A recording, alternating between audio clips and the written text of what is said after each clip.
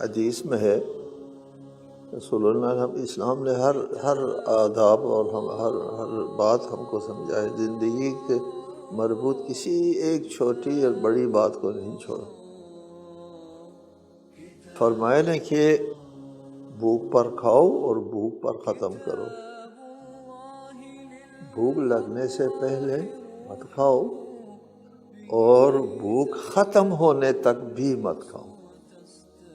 کیا کہا؟ بھوک پر کھاؤ اور بھوک پر ختم کرو، یہ حدیث ہے۔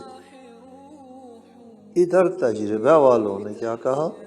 تجربہ والوں نے کہا کہ پیٹ بھرنے کی اطلاع پیٹ سے دماغ کو 10 منٹ بعد پہنچتی ہے۔ 10 منٹ بعد پیٹ بھرنے کی اطلاع دماغ کو پہنچتی ہے۔